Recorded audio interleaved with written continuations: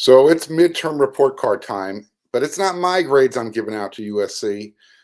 I've got Spencer McLaughlin from Locked On Pac-12 to give you his grades on USC's performance at the halfway mark. That's what's coming up next on Locked On USC. You are Locked On Trojans, your daily podcast on the USC Trojans, part of the Locked On Podcast Network, your team every day.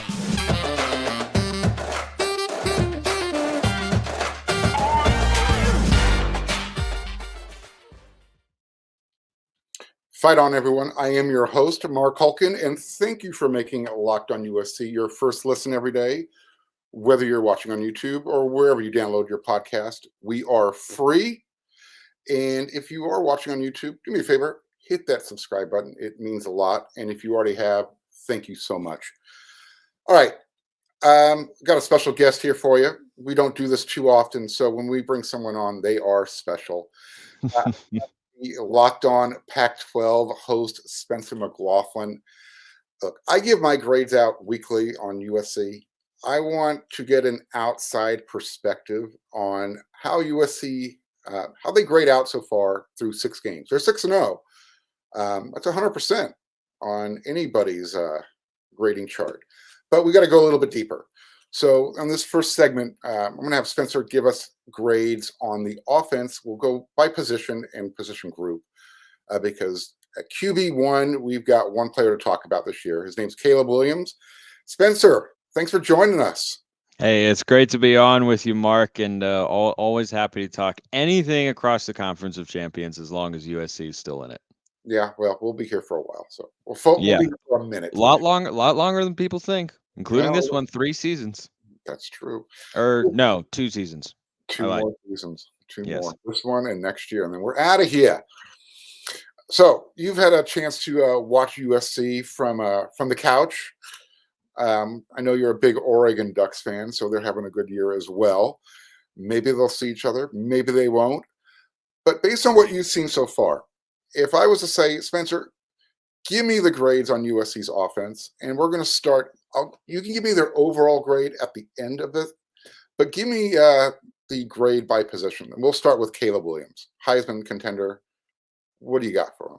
Yeah, I think he still has room to grow. And coming into the year, I did a show where we were talking about the best quarterbacks in the Pac-12 coming into the year, and I had him as number 1, Cam Rising number 2, DTR number 3, and that's been, basically how things have kind of looked. I think DTR has probably been a little better than Cam Rising at this point, but that also has to do with team performance. But DTR has been really, really good. His completion percentage is some crazy high number, right? But the thing that I said about Caleb Williams, because I knew some other people who said, no, I'll still take Cam Rising as the best quarterback in the Pac-12.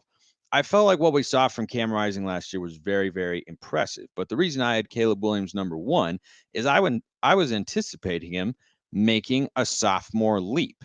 And that's a really common thing in not just college sports, but professional sports as well, because you've had an off season to work with your coaching staff, study the film, work with your guys, get better. And you've had a full season to play where you adjust to the game speed, because it's a lot different from what you have at the high school level. And so when I watched Cam Rising a year ago, I thought, okay, this is what he is, a first team all Pac-12 caliber quarterback, but this feels like he's a lot closer to his ceiling. And I thought coming into this year that Caleb Williams still had a lot of untapped potential. People remember the wins and the explosive plays he had at Oklahoma, but people forget the games where it looked a little bit like Oregon State. Like that has been something that has plagued him from time to time during his college career. I fully expect that, even with a highly touted recruit like Caleb Williams. And what I've seen from him so far this year is, and you've touched on this a little, Mark, I thought you were completely spot on when we were talking on Locked On Pac-12.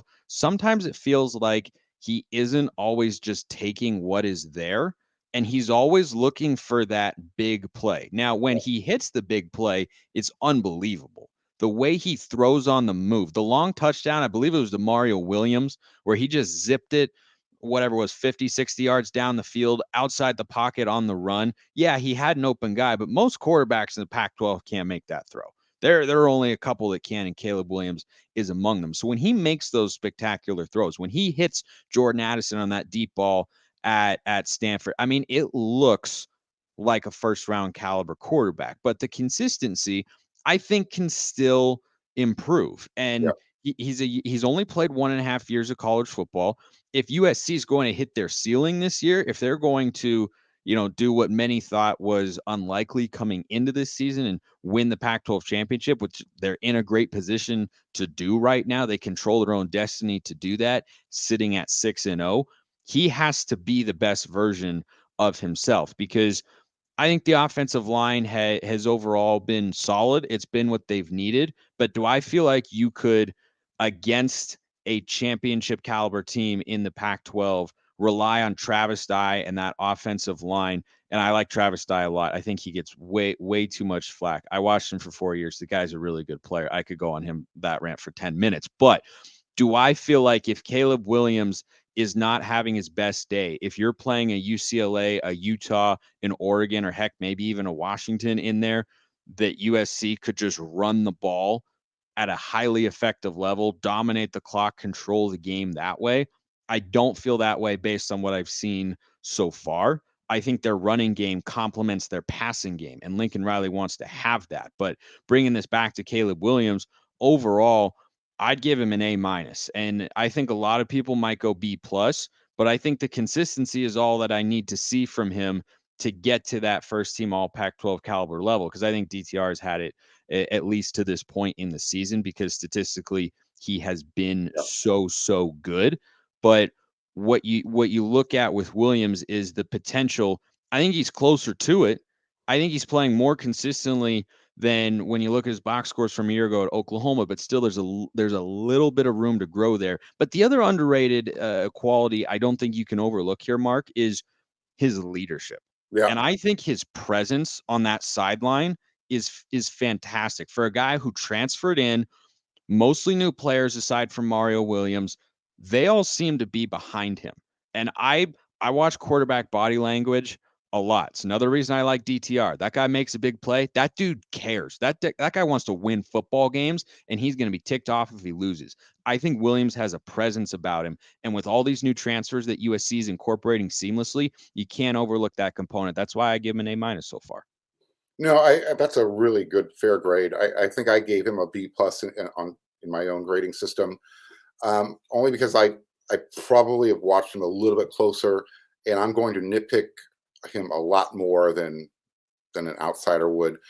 But again, you touched on all the points that I mentioned as well. So you're spot on. B+, A-, mock Knicks. It's 6 in one hand, half a dozen in the other. I think what's separating DTR and Cameron Rising from Caleb Williams right now is the experience. Those guys have been around longer. They've seen it. They know how to react to certain situations better.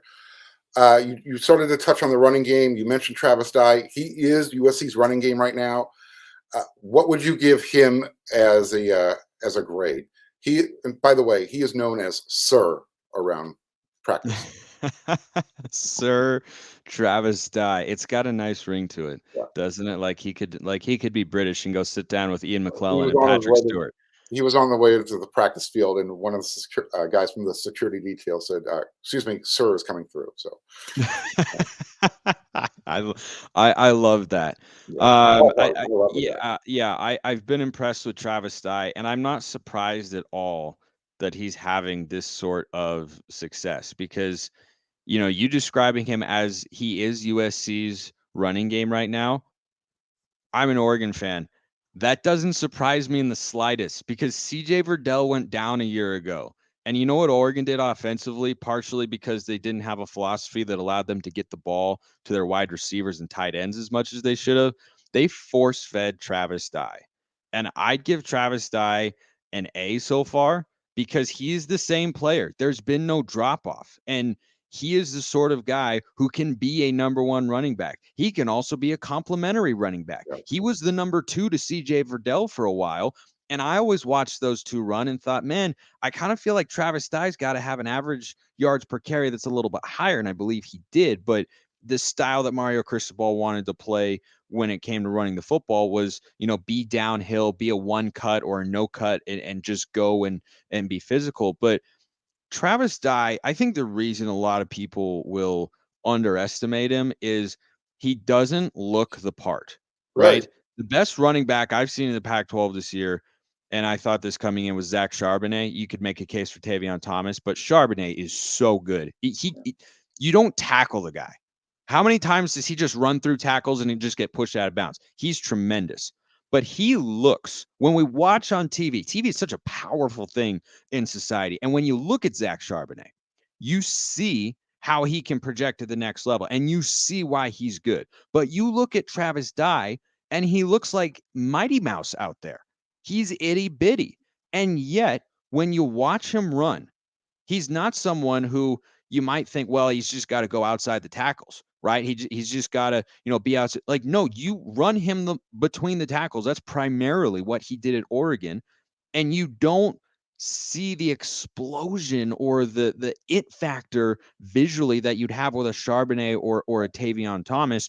And then all of a sudden, he's got 4 or 5 more yards than you thought he was going to get on that play. That is what he's going to consistently do. I've watched every game he's ever played for 4 years. That is all he's ever done. Break more tackles than you think, get more yards than you think. And is he the sort of guy who's going to have explosive speed for a 65-yard touchdown? Not really. He can do that, but his shiftiness, his balance running between the tackles, and his ability to make a guy miss to pick up a few yards is really exceptional. And there were moments last year where he wasn't just Oregon's running game, he was their passing game too, because Anthony Brown refused to throw the ball downfield consistently, and his favorite target was Travis Dye. There were multiple games last year where he led Oregon in rushing and receiving. I Yeah. thought it was a great get for Lincoln Riley in the offseason because I said he's going to know exactly what to do with Travis Dye, and that's all I've seen so far. It's been a great mesh. Yeah, he's not big, he's not fast, he doesn't do anything really exceptionally well, but what he also doesn't do, he doesn't turn the ball over. So that's what you Even really though he want. doesn't wear gloves. Right. I think that's another thing too. Legitimately, he doesn't look the way other backs do with his size, and he's out there not wearing gloves. I legitimately think that's why people say, "Oh, he's not that good." Really? Go look at the stats. He is the guy you want on the field and in your locker room and in your foxhole. He is just that dude. Moving along here, because we still got 2 more position groups to finish up with. Offensive line. Briefly, I'll just let you know that it's a veteran line. They are dealing with some injuries across the board. Taking that into context, give their pass protection a quick grade and their run blocking a grade, and then we'll move on to the wide receivers, tight ends. Yeah, I think the run blocking from what I've seen so far has been stronger than the pass protection, at least consistently. Doesn't mean in spurts that it hasn't been there. But I think I'll go, because USC's offense has been successful, B in the run blocking and B minus. I don't think it's at a C plus for the passing game, but when I watched USC's offense in the moments where they've had trouble this year, it's because Caleb Williams has had to. I don't think he's a guy that breaks the pocket or contain before he needs to, but he's been doing it pretty often this year because he's had to. And if USC had a quarterback with Caleb Williams' arm talent, but had the mobility of a Tanner McKee or a Jack Plummer or Owen McCown, or pick your Pac-12 quarterback who's not mobile. It's not very many, honestly. But if they had someone like that, then I think Trojan fans would feel differently about how this offensive line holds up in pass protection. And I think that's one of their big keys against Utah this week. You give Caleb Williams time. DTR showed you a week ago, Clark Phillips is really, really good, but the rest of the Utah defense is exploitable in some areas in that secondary. And so I think their pass protection has left a little to be desired. I don't know how much injuries have played a part of that. I know that it's certainly been a component, but when I watch them play, I see Caleb Williams sometimes running to extend plays, probably more often than he would like. And I know that that's not what Lincoln Riley is hoping the offense can do. And I think if they keep him in the pocket, he will stand there and make throws. But if you force him out of the pocket, he's got the mobility to move. Yeah, I think you hit the nail on the head with the O line both ways there. All right, real quick before we break off into the next on the other side of the ball, wide receivers, tight ends. USC hasn't really used their tight ends a lot. They've used them in spots. Malcolm Epps has a few touchdowns. Um, they're typically used to help with the blocking scheme, and that's why they've been really good in the run game.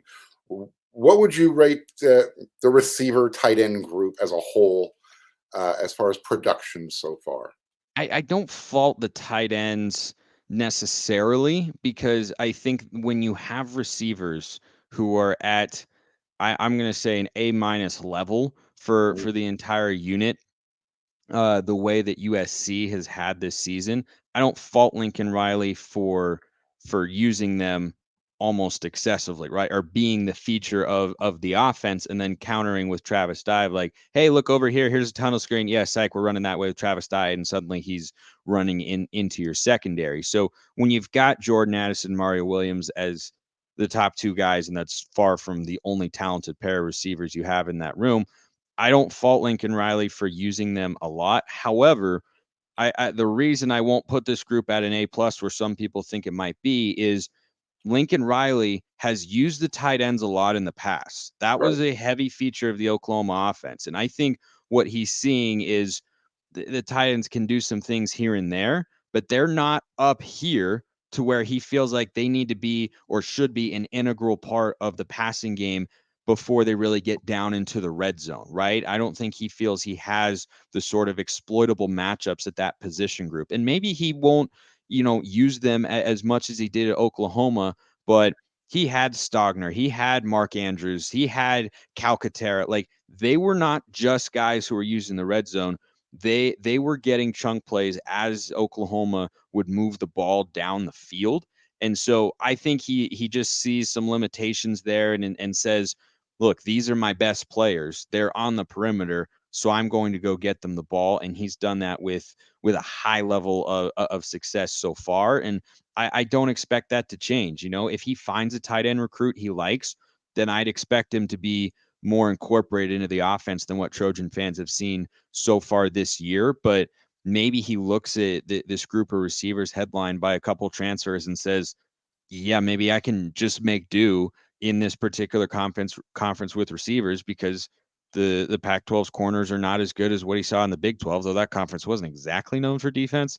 So, I wonder what exactly that all looks like. But if he felt like the tight ends were big time weapons and just huge mismatches, he would go to them and get them more involved. But that hasn't been the case, I think, because of just how he feels about that position group. And so they've been a little bit more blocking heavy so far. Yeah, they have. And what was your grade for the wide receiver group again? A minus Okay. overall. All right, I think you're a little gratuitous there. I'm not going to argue too heavily with it. Only reason being is, you mentioned Mario Williams, you mentioned um, Addison. Jordan Addison. Thank you, but you still have players like Brendan Rice. You've got Yep. Taj Washington, Kyle Ford. They you the offense hasn't been as productive as it should be, and part of that is because I think of the chemistry between Caleb Williams and the wide receiver group.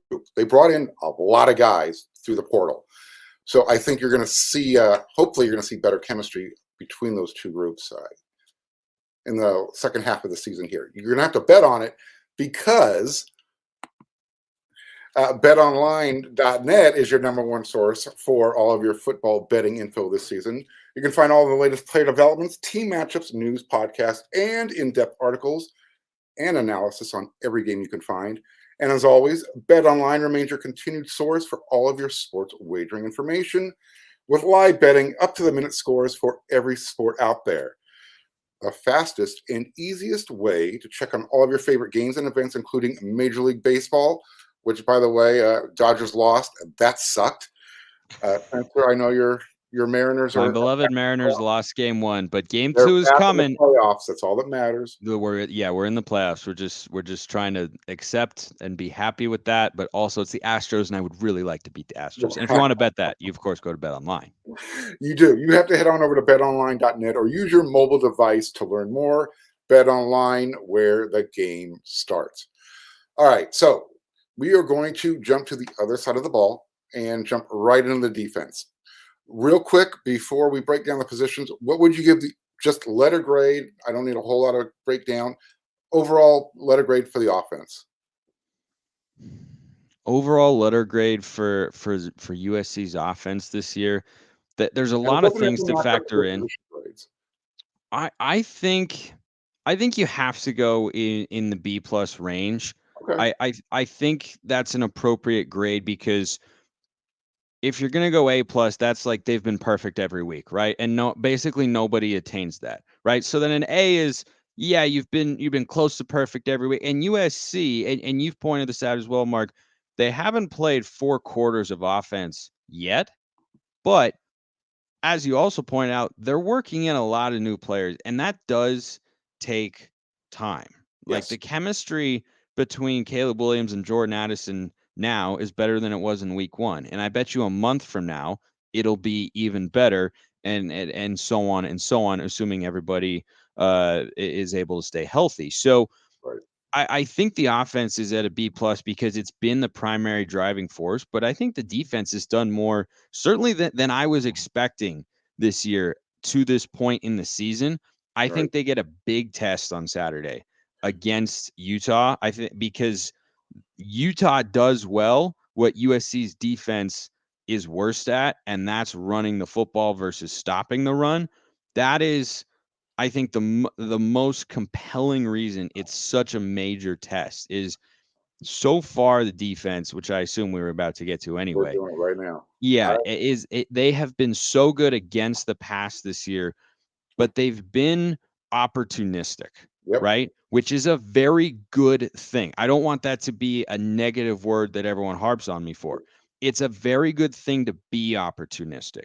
But what I'm still waiting to see, and I think they showed it much more in this game against Washington State, is can they be a more complete, well-rounded defense? Can they be a more boring defense? I don't know if you're a big golfer, Mark. I'm a huge golfer. I played earlier today as we're recording this show.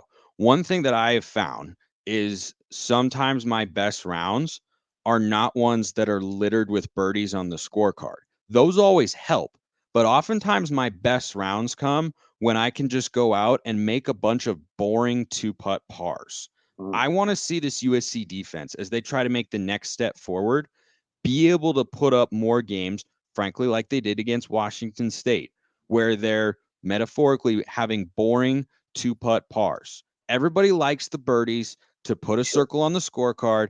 Everybody likes the interceptions and the turnovers, and you still need to have those. But I want to see for USC's defense to take that next step, be in a place where they can just force some 3-and-outs.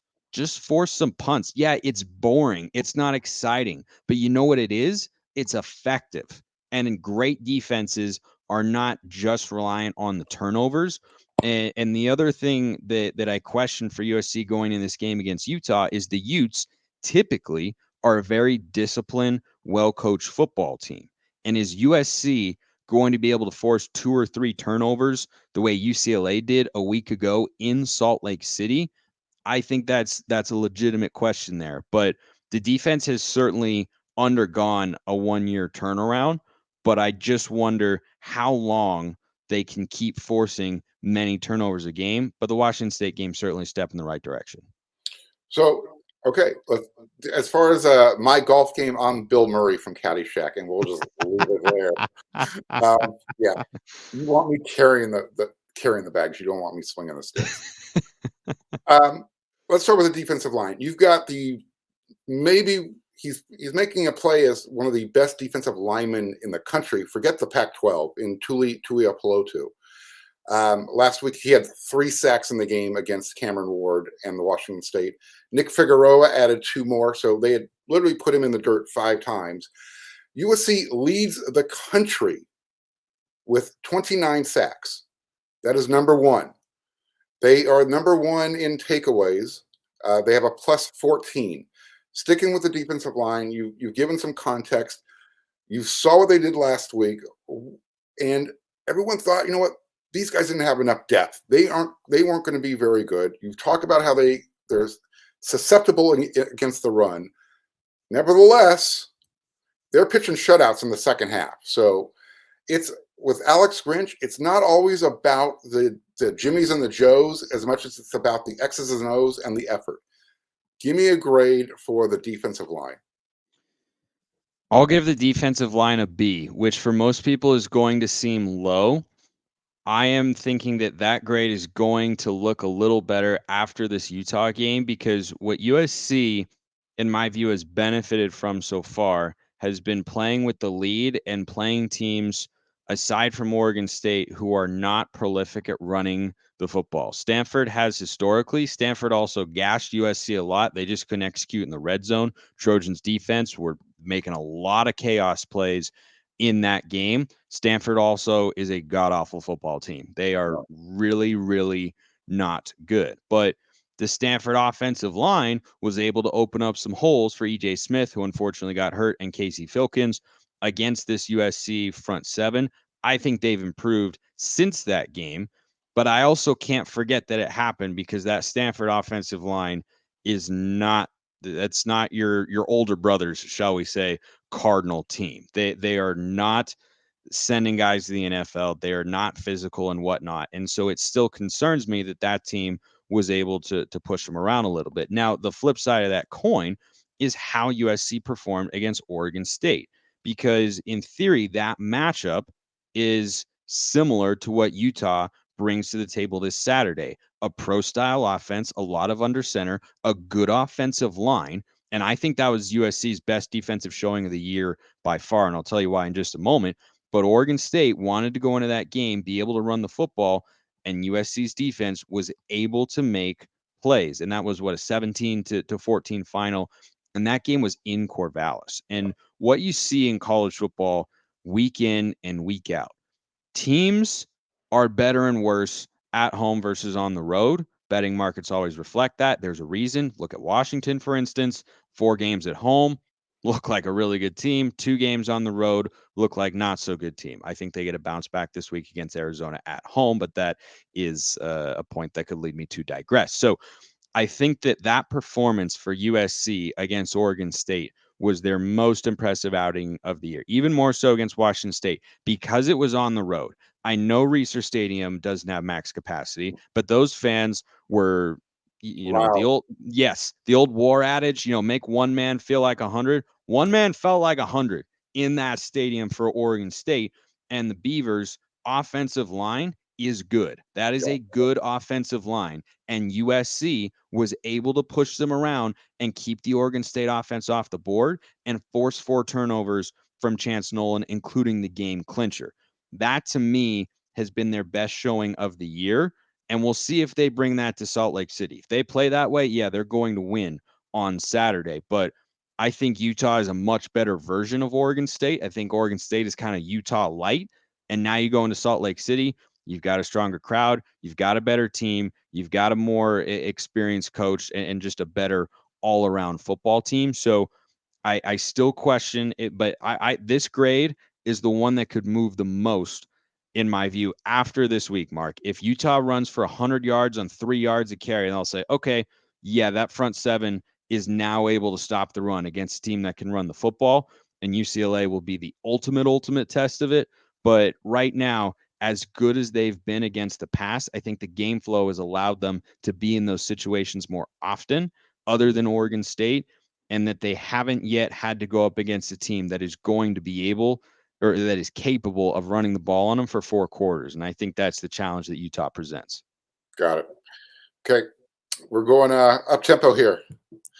Yeah. Linebackers, give me your grade. And real nuance. They're not big on the run, but they really affect the passing game. And because they've got some 6'6" dude standing in the middle there that just affects everything.